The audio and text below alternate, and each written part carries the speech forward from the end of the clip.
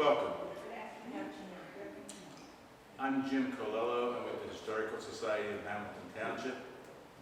Today we're having another in our series of lectures to commemorate the construction of the Isaac Pearson House, commemorating the 250th anniversary.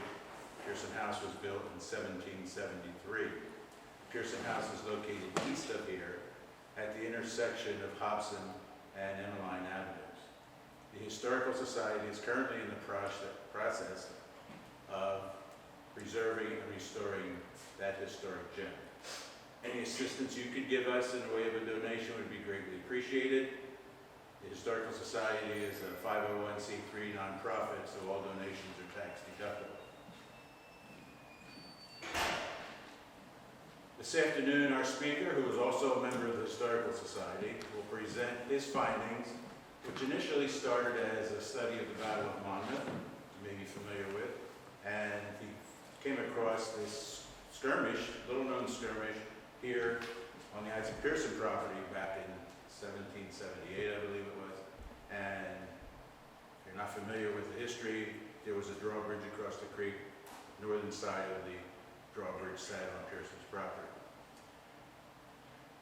So again, it's a discussion of that little-known event that happened right here in Hamilton Township, which then was Nottingham Township. And Matt will share with us his findings this afternoon. Please welcome Matt Leilich.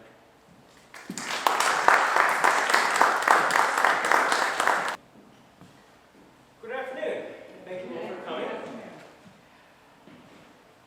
Over the past few years, I have been writing a book about the Battle of Monmouth.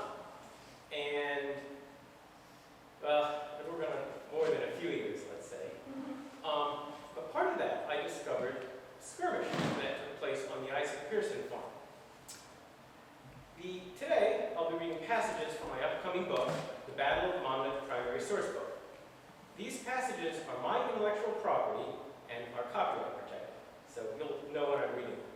But basically, before I get into the skirmish, we're going to go into a little history of the political and military situation. Okay, so, the political and military situation before the New Jersey campaign of 1778. During the winter of 1777-1778, the Continental Army was stationed at Valley Forge, right there, Valley Forge, Pennsylvania. And the British Army was stationed in Philadelphia, right there. So the two armies, maybe 25 miles apart. However, something happened that year. France entered the war. So this changed everything. France had a navy. The Continentals really didn't have that much of a navy to speak of. So the British were in a predicament. The British Army, which was in Philadelphia, was ordered to evacuate the city and move to New York. However, this is a problem. The British were worried, General Howe was the British commander. The British were worried that if the French showed up, the Army and the British Navy would be bottlenecked in the Delaware Bay, right there. So he had to make a decision. How do I move my army and my ships to New York City? So, General Clinton decided to march his army by land across the state to Sandy Hook, while his navy would sail around to Sandy Hook, and then they would transport the rest by ships to New York City. So that was his plan. Now, when the British were occupying Philadelphia, they had a lot of loyalist friends. They also had a lot of plunder from the city. And General Clinton, when he marched across New Jersey for the upcoming campaign, all of his loot, his baggage, it amounted to a baggage train that stretched 12 miles, and it had 1,500 wagons, approximately. So he had to figure out how to transport all these supplies across the state of New Jersey. Now, in May of 1778, General Sir Henry Clinton replaced General William Howe as the British commander. So we had a new commander arrive on the scene. All right. General Washington was the commander-in-chief of the Continental Army in Valley Forge. His army amounted to about 15 to 16,000 men, plus all the militia units. And General Sir Henry Clinton's army amounted to about 20,000. Now, if you add up the militia along with Washington's army, both sides are relatively evenly matched.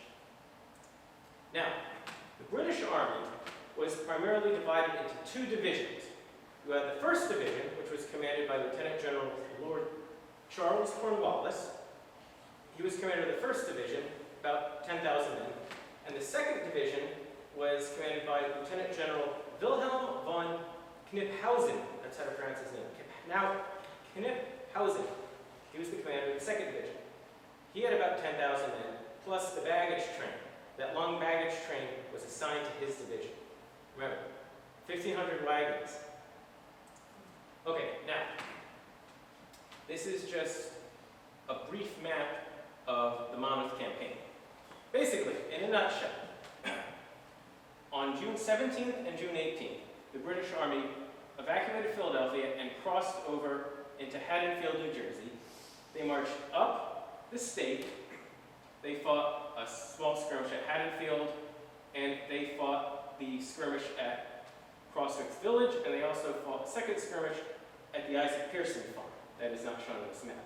They fought another skirmish at Allentown, and then Washington abandoned Valley Forge the very same day, June 18th. He marched across Pennsylvania, crossed over New Hope into what is now modern-day Lambertville, and he kind of shadowed General Clinton's army, and they eventually, the two forces met at the Battle of Monmouth, which was a small continental victory. Now this next map is a little bit more confusing. Actually, I'm going to go back. After the battle, basically the British moved to Sandy Hook and embarked to New York City, and the Continental Army marched to New Brunswick. And the British arrived at Sandy Hook on July 5th of 1778, and the Continentals arrived in New Brunswick on the 4th of July, 1778. This map is a little bit more detailed.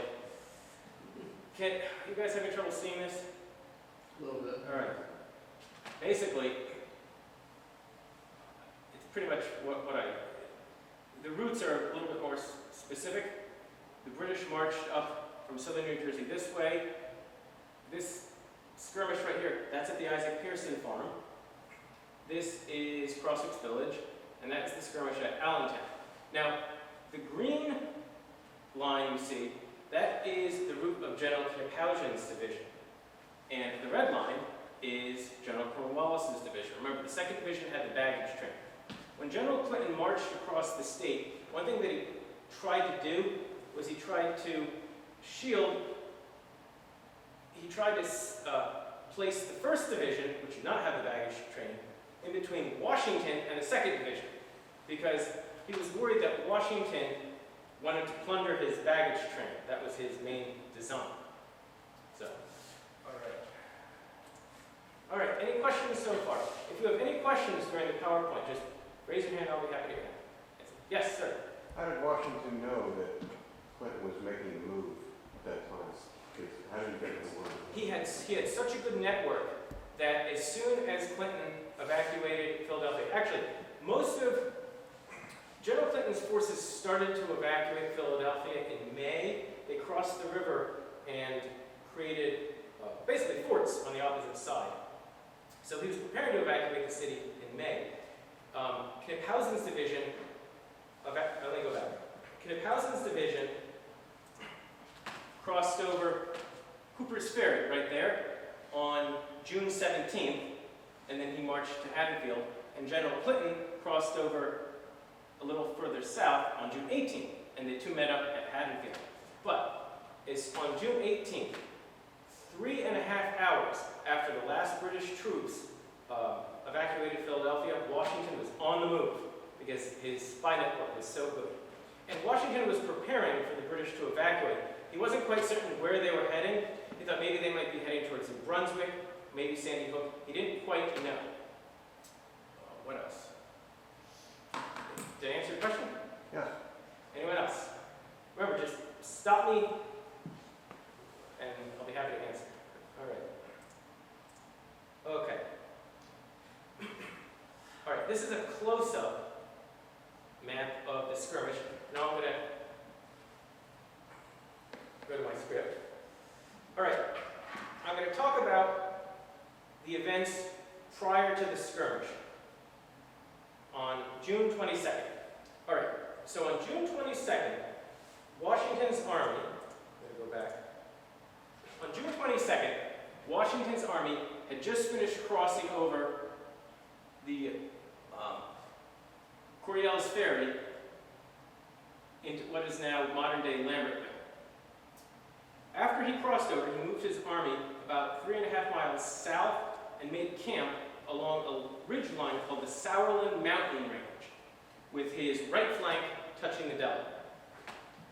Now, I'm going to read a quick paragraph from my book. On June 22nd, General Washington received a letter from General Dickinson.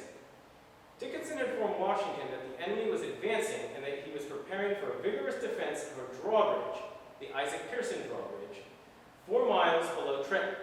He further added that the enemy's superiority in horse made it impossible for the handful of Continental horse to stand their ground. So, Washington is in the Sourlands, and he receives that letter from General Dickinson. General Dickinson was in charge of the New Jersey militia. The militia were fortifying the Isaac Pearson drawbridge, and they were also fortifying the bridge at Crosswicks Village.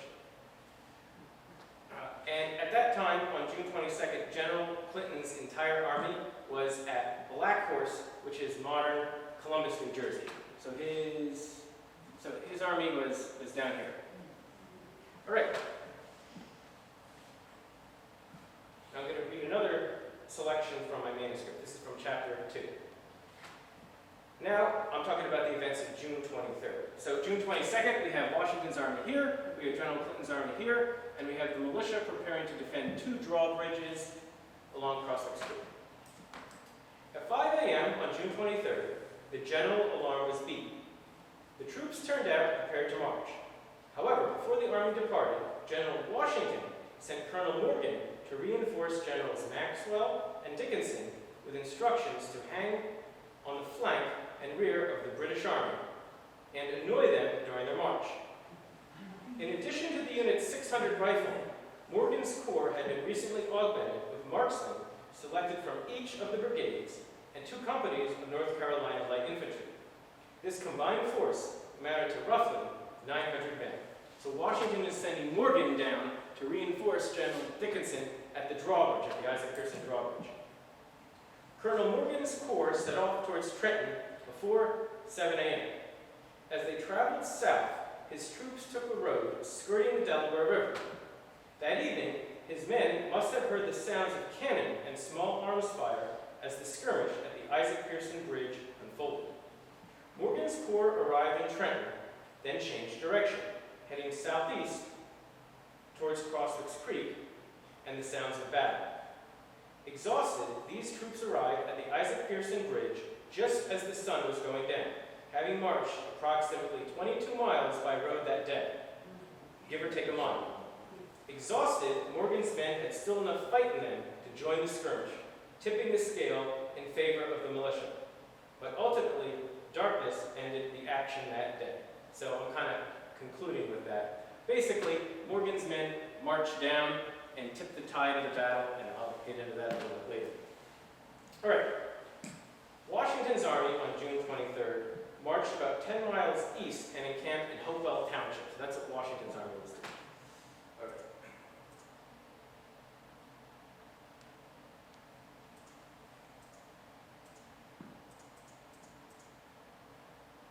Okay.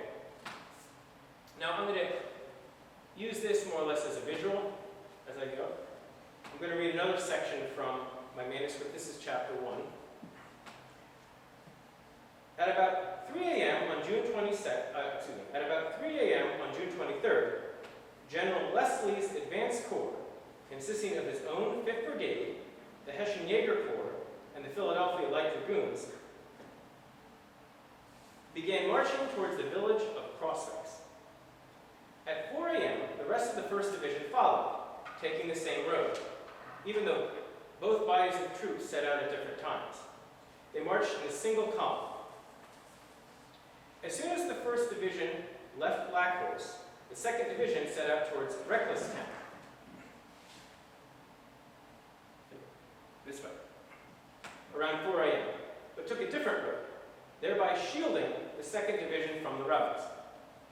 The 2nd Battalion of Light Infantry, spearheaded by General Knipphausen's column, while a single regiment from Laus's brigade brought up the rear. Sergeant von Kraft remembered that, quote, "On the march, I was never allowed to carry any of my things or my knapsack, but whenever I was detached, I always took my knapsack and a little box with my papers in it, which I would not give out of my possession," end quote. General Knipphausen also ordered his troops to pay particular attention to the right flank during the march. The day was excessively hot. The rebels had felled trees and dismantled the bridges and causeways along the way, which had to be repaired.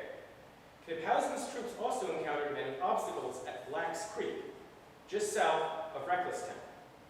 Francis Dowden noted that several passes that crossed the Army's line of march were naturally very strong, and that if the rebels chose to make a stand at one or more of these passes, rather than abandoning them, which was their usual course of action, the Army's march would have been greatly impeded. During the 3 days leading to and including the 23rd, the Hessians were losing a steady stream of men through desertion. Additionally, 2 non-commissioned officers and 8 enlisted men deserted from the Fusilier Regiment von Losberg. After marching roughly 6 to 7 miles by road, the 2nd Division arrived at Recklesstown, modern-day Chesterfield, New Jersey, towards the evening and encamped. General Stern's brigade encamped in a fallow field. Knipphausen's whole force lay approximately 2.5 to 3 miles by road from Crosswicks village.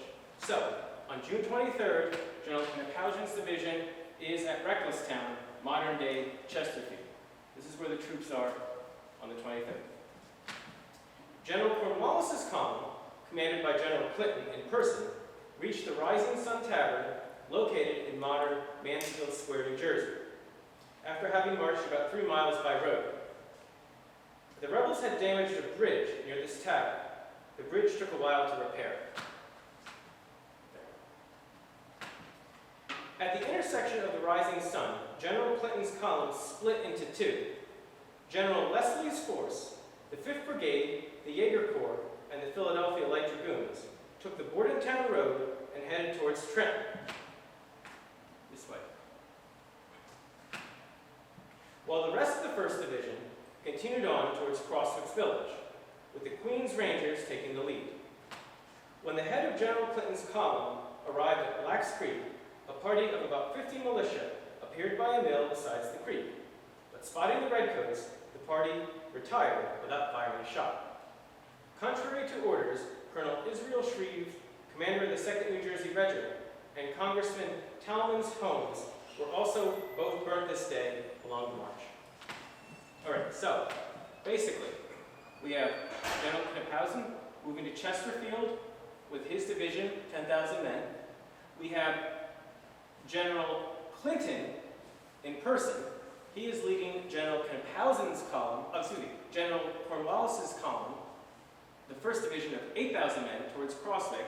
And we have General Leslie's advance force of 2,000 men heading towards the Isaac Pearson Bridge. So 2,000 men going this way, 8,000 going this way, and 10,000 going this way.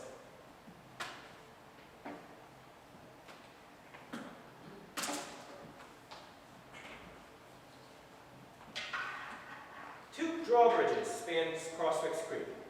The first bridge was just north of Crosswicks Village. The second was south of Trenton, on the farm of the late Isaac Pearson.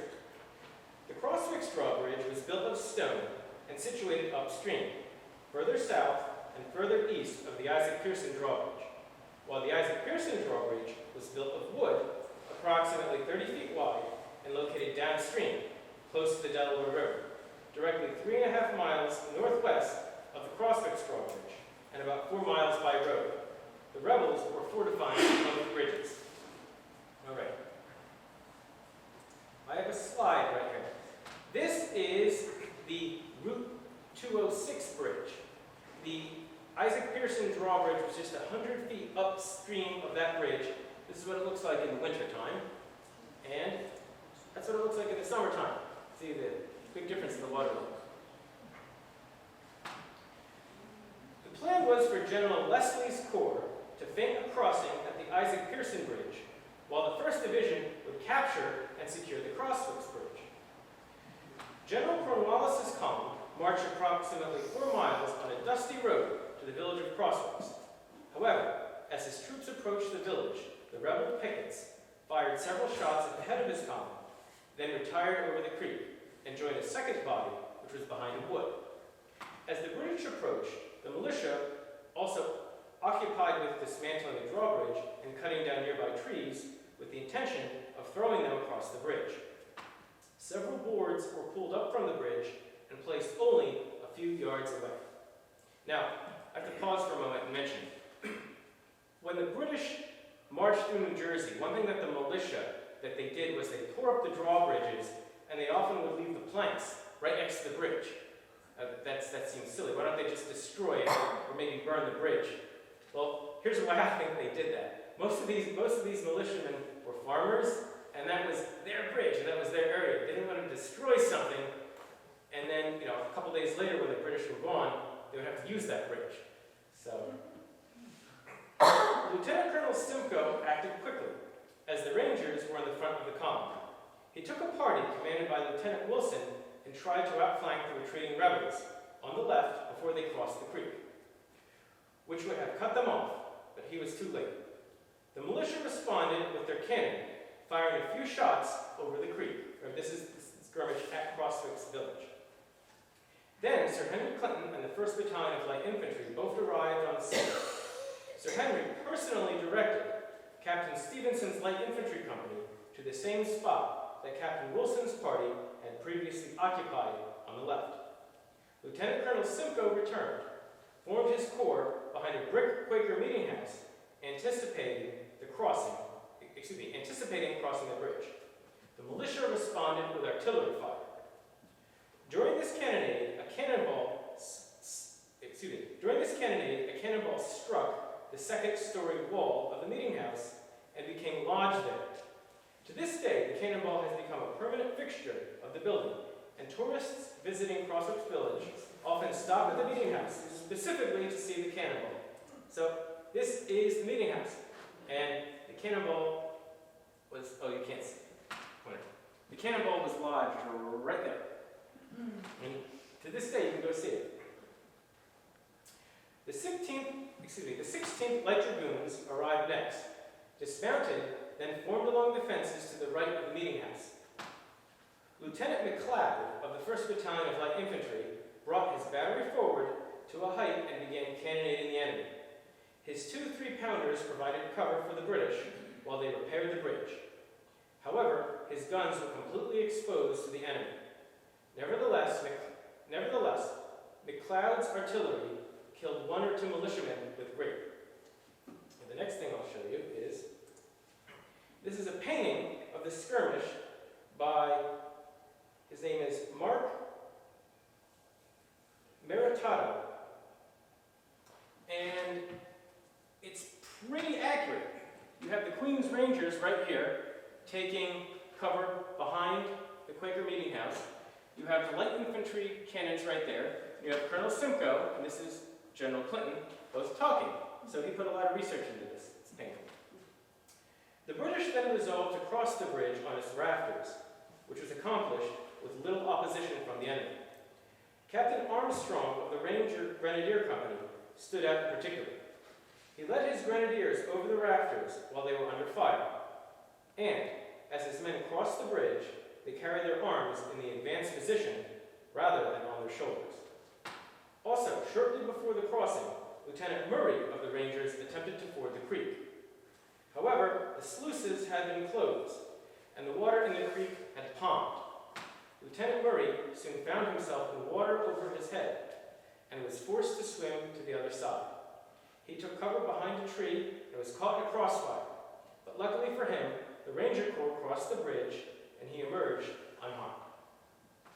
Sir Henry Clinton... Yeah, I have a question. Yes.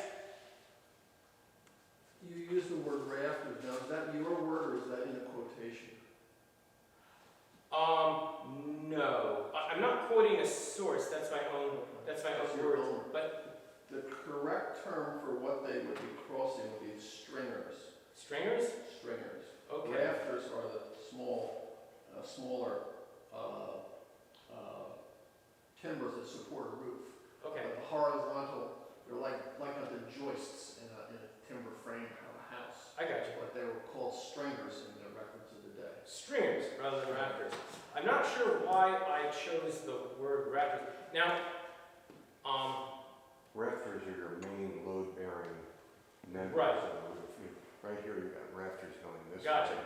The stringers are going. okay, no problem. I can make a note of that. It's, Just that you were reading quite quickly, I'm just asking the audience, does everybody know what grape shot is? Does everybody understand what grape shot is? Not really. Okay, All right. grape shot, just real quick, and it was proven at the Battle of Monmouth. I went to a reenactment once. A lot of historians weren't sure if the British ever really used grape shot. Grape shot, when you put it in a cannon, it is not solid shot, it's like buckshot. You're putting a canister with large marble-sized, half-inch diameter or so, balls in there. I think there were about 30 or 40 of these balls in one shot, a grape shot. And it was very effective against troops that were, say, closer than 50 yards. And the historians weren't sure if it was ever used by the British, but they proved it at the Battle of Monmouth because Battle of Monmouth was an artillery exchange, fairly close, and they found grape shot there to prove that it had been used. But it is extremely effective and probably one of the more nasty weapons of that war. Grape Anyway, I shot hope I was didn't specifically destroy fired to kill people rather than to destroy structure or weapons. a cannonball had further range too. Grape shot was when the enemy was close.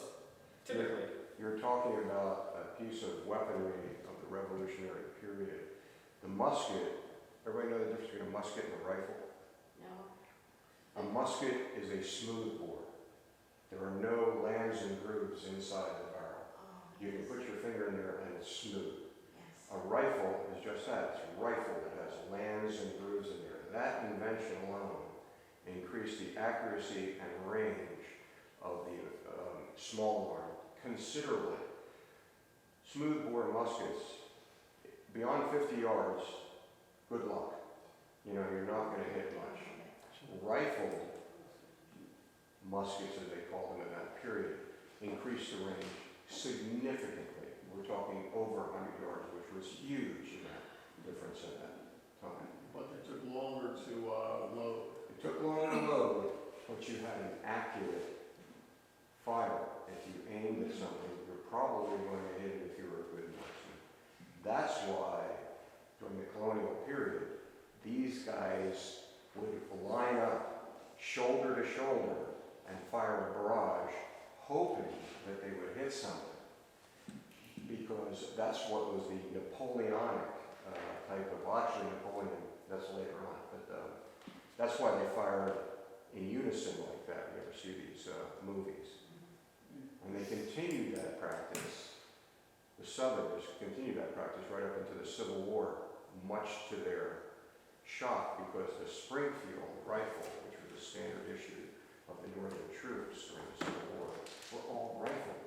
They had ranges of 500-600 yards, whereas the smoothbore rifles were a fraction of that. Technology is a huge deciding factor in the warfare. Anyway, I hope I didn't steal too much of your And the rifling gave it a spin, which actually spin, caused the stability. angular momentum. And also, during the Civil War, you were starting to use the mini ball named after this guy, Mini, who invented it, a Frenchman. But it allowed the aerodynamics of the projectile to be a lot more accurate. So it's interesting, and the technology and so forth were quite deciding factor in some of these. Artillery battery hailed from, probably Hunter County. David Cooper of the Morris County Militia was also at the Pearson Bridge, which indicates that Morris County troops were also present. Major General Philman Dickinson was the highest ranking officer identified at the skirmish.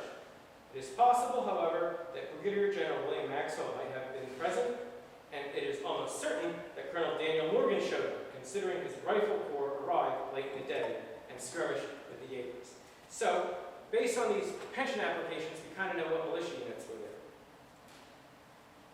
Now I'm going to get into the house. Historians are nearly certain that during the skirmish, the house of the late Isaac Pearson served as the militia's headquarters, and possibly Colonel Daniel Morgan's headquarters when his corps arrived. No account specifically connects the skirmish to the house. However, several solid pieces of circumstantial evidence steer historians towards this conclusion. First, the house's location. The Isaac Pearson house has survived to this day. A brick house, it sits on top of a hill overlooking Crosswicks Creek. The land surrounding the house has been turned into a public park, approximately 5 acres large, and appropriately named the Isaac Pearson House and Park. The house sits exactly 750 yards in a direct line from the site of the old drawbridge, and the modern Route 206 bridge has been constructed about 100 feet upstream from the site of the old drawbridge. In addition, the old Bordentown Road merged with Isaac Pearson's drawbridge. During the skirmish, the house was far enough away from the bridge to avoid any artillery fire. However, it was close enough to play a role in the skirmish. Additionally, the house does not appear to have sustained any artillery damage. So here we have a picture of the house. And this is a picture I took. This is a view from the Isaac Pearson house to the 206 bridge. So it's there. If those trees weren't in the way, you could see the Route 206 bridge. And you could see that's where I was standing when I took the picture. That is where I'm looking. That. Second, process of elimination. At the time of the skirmish, the Isaac Pearson house was somewhat isolated from its neighbors, as the late owner had over 800 acres of land. Because there was few houses in the area for the militia to choose from, the house probably served as their headquarters. Simply put, the militia high command did not have a wide selection of houses. Third, historians believe that the militia encamped on the Isaac Pearson farm several days prior to the skirmish. In his pension declaration, Jevish Ashmore of Captain Clun's battery remembered, quote, "We were ordered first to tear up the drawbridge over Crosswicks Creek to render it impassable, which we did. A few days afterwards, a corps of Hessians came up to the bridge and attempted to cross," end quote. If the militia spent several nights on the Pearson property prior to the skirmish, the house would have almost certainly been occupied. Historians also feel that the Isaac Pearson house was probably used as a hospital during and after the skirmish. Again, no account can verify this claim, but the close proximity of the house to the battlefield steer historians towards this conclusion. In addition to his house, the late Isaac Pearson also owned and operated a nearby tavern, which might have played a role in the skirmish. Built in 1776, the Isaac Pearson Tavern was located atop a commanding hill and was approximately 2,550 feet from the Isaac Pearson drawbridge and approximately 2,350 feet from the Isaac Pearson house. The tavern, which was next to the modern Route 206 circle, was located where an auto parts store now sits. The tavern was demolished in the 1970s. During the skirmish, or possibly before or even after the skirmish, Isaac Pearson's tavern might have been used in some capacity by the militia, by Colonel Morgan's men, either as a hospital or to build some of the offices. And I have a map here. You know, I was thinking about this. I should have took a picture of the auto parts store. I'm sorry I didn't do that. But that's where the auto parts store is, Advanced Auto Parts, and that's the location of Isaac Pearson's second tavern. So it's possible the tavern might have been used. All right, I'll wrap this up. That night, some of General Leslie's troops lit fires along the south bank of Crosswicks Creek to mask their withdrawal. The plan worked. However, the soldiers in the trenches spotted the enemy's movements as well as the fires. An alarm was given, which stirred the entire rebel body to arms.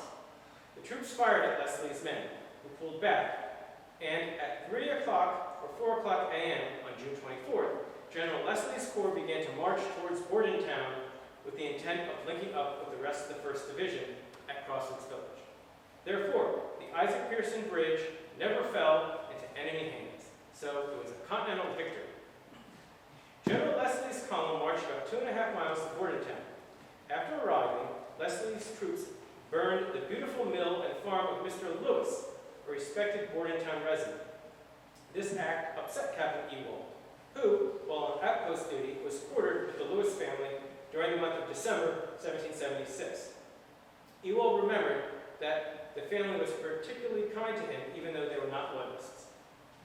Leslie's troop turned east and headed towards Crosswicks Village. After having marched a little over 3 miles, his column arrived in town at 6 a.m., and as soon as his troops arrived, the 1st Division set out towards Allentown, New Jersey. General Leslie's Corps took post on the road to Trenton and guarded the division's left flank as each unit passed over the drawbridge. The last of the troops crossed over at about 8 a.m., while Leslie's Corps brought up the rear. So that concludes the skirmish. And after the skirmish, on the 24th of June, the British 1st Division fought another skirmish at Allentown, and the 2nd Division was at Imlaystown. And the British Army then moved to Freehold. They fought the Battle of Monmouth on June 28th. Washington brought his army down here, and after the battle, the British went to Sandy Hook, and the Continentals marched to New Brunswick. And that is the Isaac Pearson skirmish in a nutshell. Any questions? Yes? In case anybody's interested, in Allentown, everybody's familiar with the mill and the lake in Allentown, right? Well, that wasn't there during the colonial period. That's a man-made after that. There's a historical marker. Have you been to the historical marker on the other side of the lake? How do I describe it? Kind of behind Main Street. Have you been there? The graveyard, and I don't know who put it there, but they claim that the Cornwallis and 20,000 troops camped there at some. Major Andre's June 24th encampment map shows every unit that was at Allentown. Interesting stuff. It's Well, fascinating. the larger units, Yeah. the brigades. Yes, yes. Matt, can you tell us if Major General Dickinson was a resident of Trenton prior to the Revolutionary War? I don't know. I think he lived around the Newark area. I think he's from northern New Jersey, but I'm not 100% sure. Oh, I have to mention though, General Maxwell's brigade, which was all New Jersey troops, during this during the skirmish, his guys were around Allentown. Yes, you have a question. General Dickinson, your General Dickinson, lived in Philadelphia, but he had a summer place just north of Trenton Okay. on what's now Hermitage Avenue. Oh, okay. Hermitage. So, yeah, that's where he spent his time, those two places.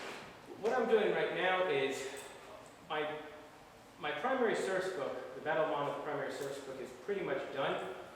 I'm writing short biographies of, if I have a letter from this guy or a diary from this guy, I'm writing a short biography. Some of them are really interesting. The militia guy that I mentioned, Captain Ewald, he went and fought in the Napoleonic Wars. And he eventually rose to the rank of lieutenant general. He fought for the Danes in the Danish army during the Napoleonic War. So His diary is extraordinary. what's that? His diary is extraordinary. And unfortunately, after he passed, his grave was destroyed. I forgot where in Germany he was buried. But saturation bombers during the Second World War, they basically just destroyed the cemetery, and unfortunately his remains were scattered. Yes, you have a question? Could you elaborate on the Jaegers? Oh, sure. Basically, the Jaegers, they were hunters and trackers, and Germany wasn't a unified country then. It was divided into all these principalities and towns, and when they conscripted the German soldiers, a lot of these barons and princes and landlords, they employed huntsmen. And when they were drafted, what they did is a lot of these huntsmen, since they were familiar with dogs and tracking, they basically put them all in the same unit. And they armed them with these short rifles. So they were crack shots. They were good at tracking, because they did this for a living. And Colonel Morgan's riflemen also were trackers and hunters because they were backcountry fellows.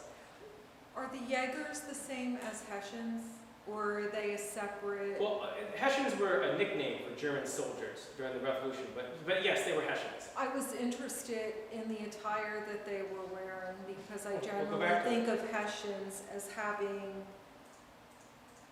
a different type of style of uniform. There you go. And here they reminded me of the Scottish or some other ethnicity.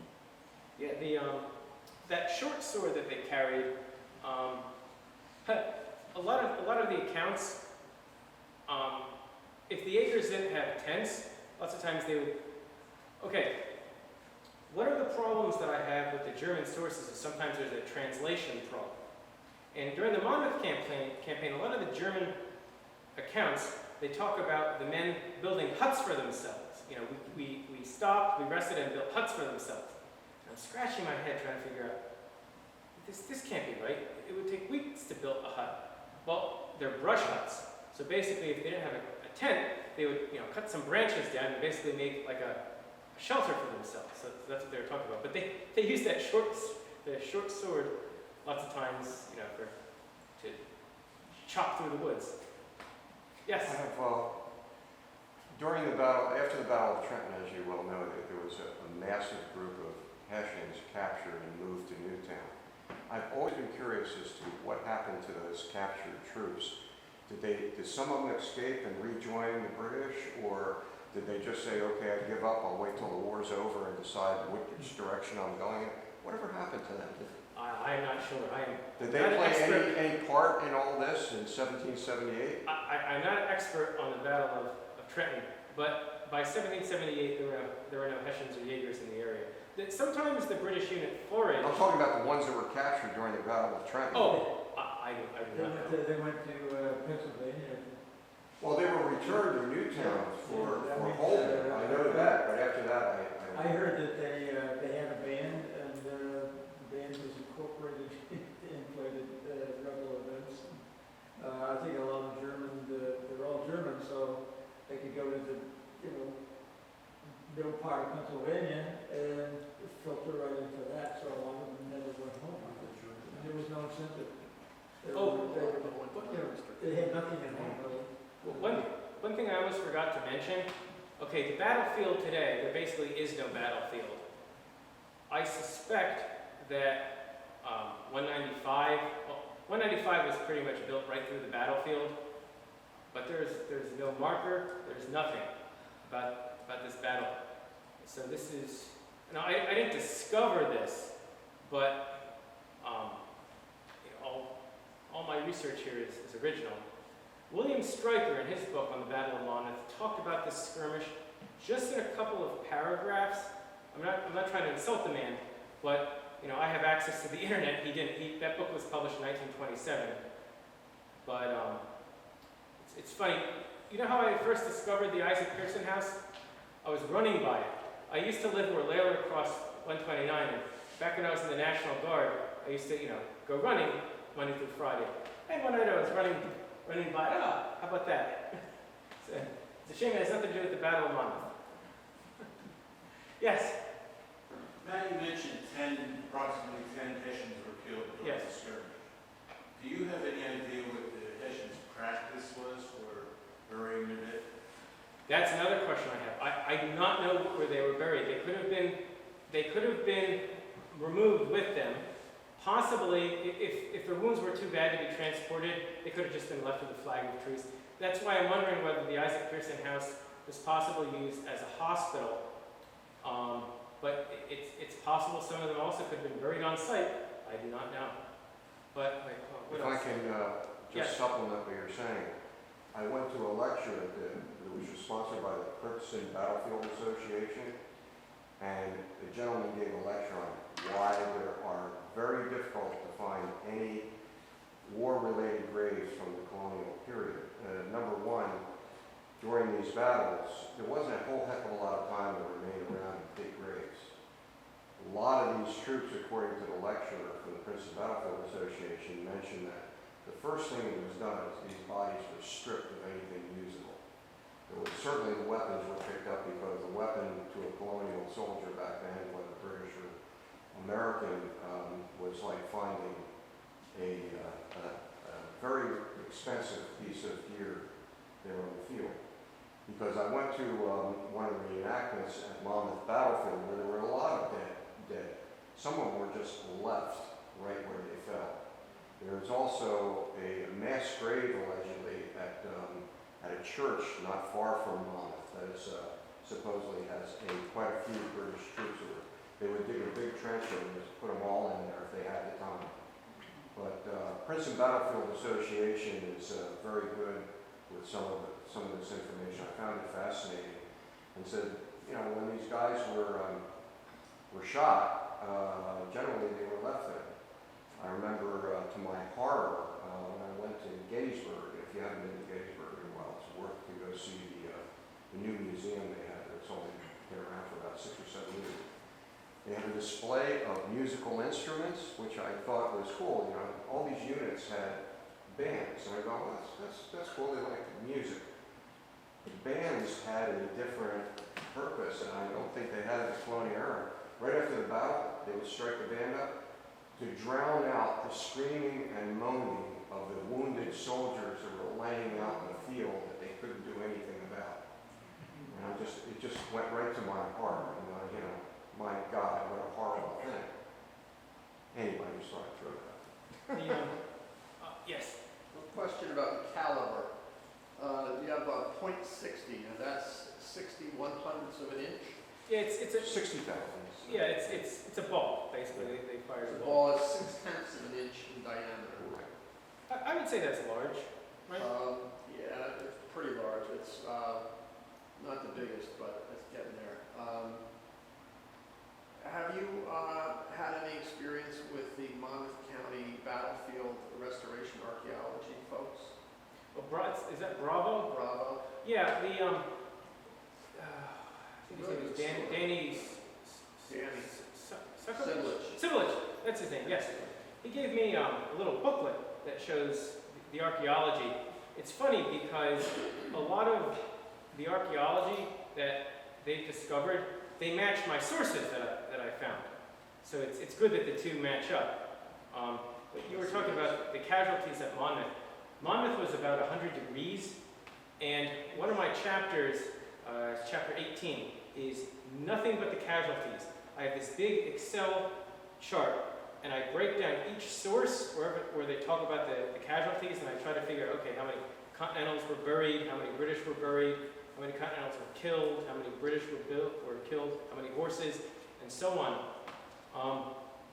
Because, well, we're talking about Monmouth, not Skirmish yet, Crosswicks Creek. But because Monmouth was so hot, about a third of the people who died fell from heat exhaustion. So it's very difficult to calculate the wounded, because typically there's a 3-to-1 killed to wounded ratio, and if a lot of these guys are falling from the heat, that number doesn't quite match up. Yes?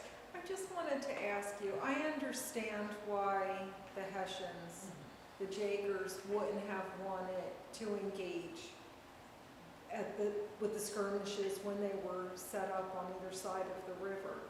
But the people with the Pennsylvania rifles, who were the Americans, at this point they were adept at maneuvering along the waterways and everything. And with the larger range of what they could manage with their long rifles, what other reason would they, what reasons would they have for not wanting to? It was sunset. They arrived right at sunset. So basically, pretty much darkness ended the skirmish. So it was the two factors. You know, the fact that the Jaegers and the Morgan's riflemen, they recognized each other because they faced off before. So the two units were familiar with each other. But basically, when Morgan's Corps arrived and it was nighttime, I guess General Leslie just thought, oh, you know, forget it. We're not going to win. Because you have to remember, the militia and the Jaegers were going at it before the Morgans then even arrived, and they weren't able to ford the creek successfully. So now the elites show up, and you know, maybe we've bitten off more than we can chew.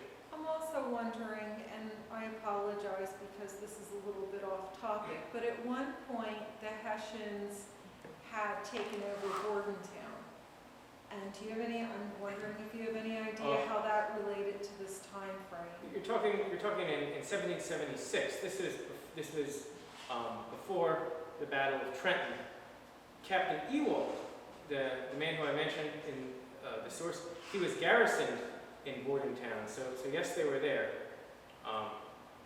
The other thing too is probably a lot of these guys, because they were garrisoned there, they might have been familiar with the area. But yes. You mentioned heat stroke at the Battle of Monmouth. When I went to heat stroke, a guy. Oh, heat stroke. Heat stroke. One of the lecturers at the Battle of Monmouth that I went to the reenactment, he claimed that the British commanders refused to let any of their troops unbutton their tunics because it didn't look British-like. And here it is, 100 degrees, as he said, and these guys are wearing woolens in July. Not good.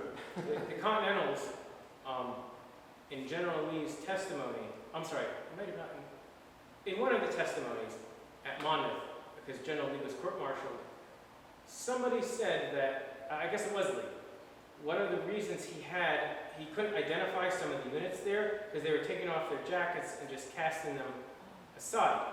So the Continentals did take off their jackets and cast them aside. But any more questions about the skirmish? Why Yes. was Lee court-martial? Oh, that's a whole other lecture. Lee did not like Washington. They'll fill me in later. Yes. Did the condition of the drawbridge, the physical condition of the drawbridge before the skirmish have any impact on what happened? Oh yeah. Basically, it was raised, and they removed some of the boards. So But the physical condition of it before it was raised and before the boards were removed, did that have any effect on it?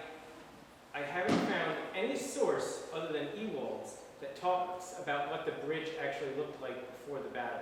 One thing, I'm just scratching I'm just scratching the surface with this skirmish. I have to also look at pension applications from the militia soldiers who lived in Trenton, because I didn't even delve into those. There's three sources you want to think about, you want to look at, if you want to find out more about them.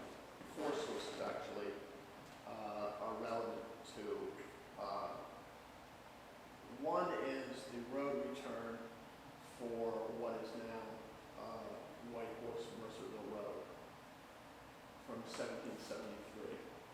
That basically gives you the route of the road from the drawbridge to Quaker Bridge, where Quaker Bridge Road crosses the Essendon Creek.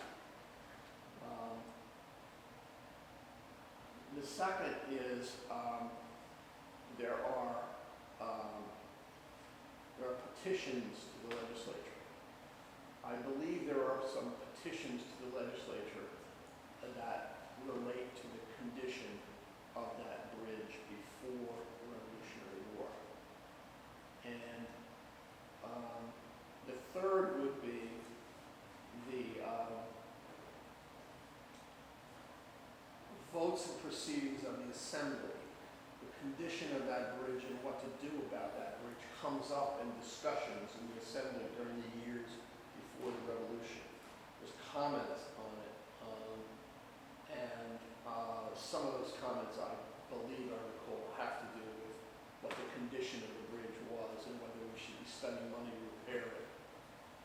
And if so, what is Pearson's responsibility, and are there going to be tolls on that bridge, and what So what's all that going to be about? And because the votes and proceedings of the assembly was taking it up, you also want to look at the minutes of council, which would also have to take up the same, because there'd be a piece of legislation involved.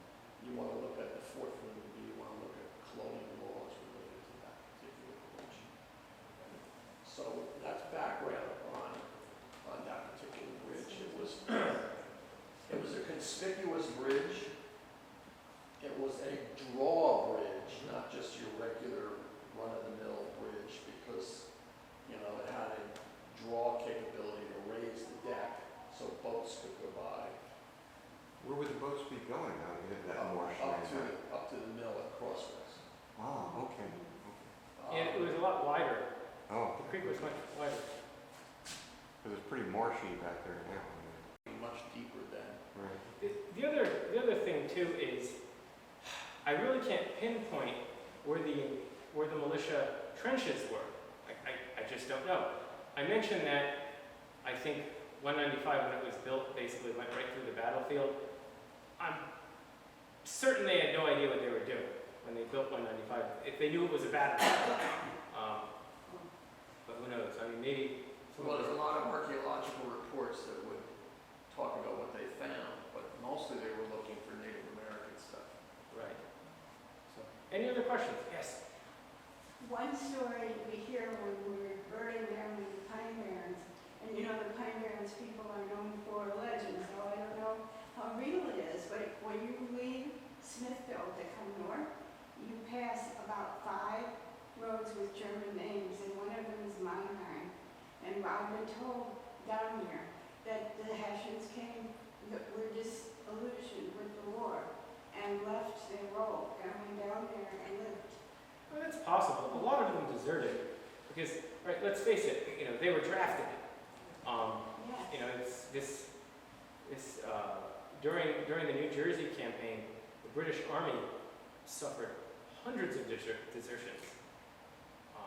General Clinton probably, this is just a very, very rough estimate, but when the campaign started in Philadelphia, his army had about 20,000 soldiers. When he arrived in Sandy Hook, he lost roughly about 2,000 men. This was due to the skirmishes, the Battle of Monmouth, and desertion. So he lost about 1/10 of his force.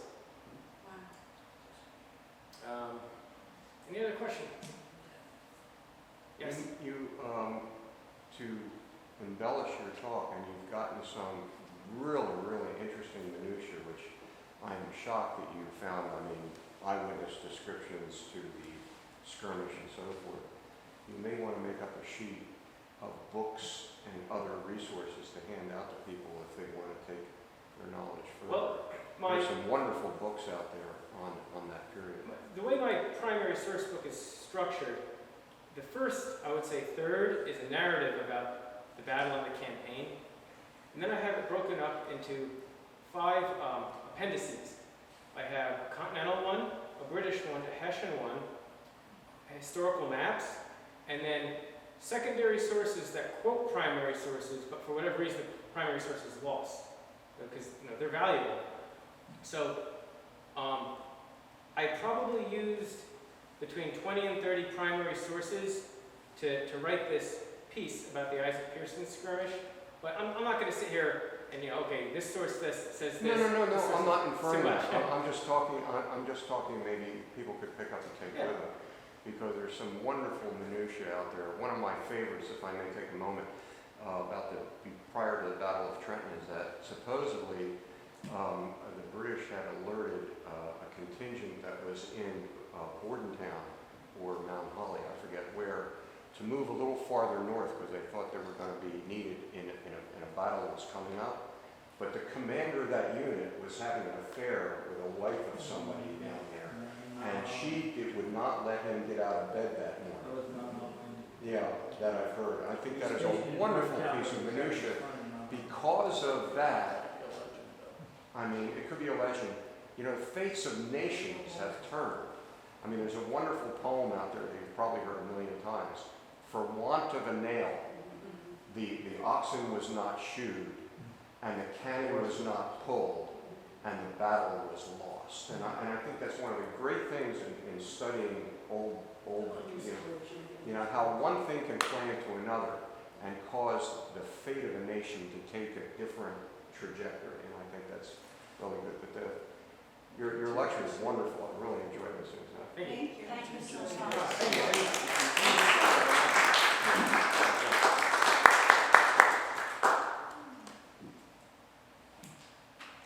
I'm never seen a picture of the Jaeger. Oh, you know what? If I pull up the PowerPoint, the very first slide. Where's that picture, bud? That's a beautiful house. Oh, that's my summer home. Yeah, right. I wish. This is a Jaeger. How would you want to afford the taxes? This is a Jaeger. You can see the short rifle. Yeah. You couldn't afford the taxes. No, not at all. Not at all. It's a great car. Why don't you show a picture of a Hessian as she was referring to, because the Hessians, other regiments would have the big high helmets and Well, very different. sorry, I don't have any. No, that's what you want. You're fresh out of that. But their uniforms were a dark Exactly, I blue, like it. and they had gold trim for the most part. During the Revolutionary War, a lot of the uniforms were not standardized. Okay, so another elite unit that had green uniforms, they were the Queen's American Rangers. Their commander was named Lieutenant Colonel Simcoe, and the Queen's Rangers, the Queen's Rangers were established during the French and Indian War, and their commander was a man by the name of Robert Rogers. And when World War II broke out, the U.S. Army wanted to have an elite infantry force, and they called them the Rangers. You know, they wanted to give them something that was American, even though the Queen's Rangers fought with the British. But anyway, my point is, they wore green. They wore green uniforms, and they were a very tough unit. Yes. I'm just wondering, by the same token, you mentioned waiting for the redcoats, but many of the Americans also wore redcoats. Oh, the Loyalists. Oh, the British Army had a lot of Loyalists. Well, even people aside from that, because they didn't have uniforms. So, Well, the Continentals, their uniforms were either blue or brown, generally for the most part. But again, see, one of the things too, one of the ways that you identified the units on the field was what the uniform looked like. So, as well as the flag, that was important too. But very good. Well, thank you all very much. Thank you very much. Thank you.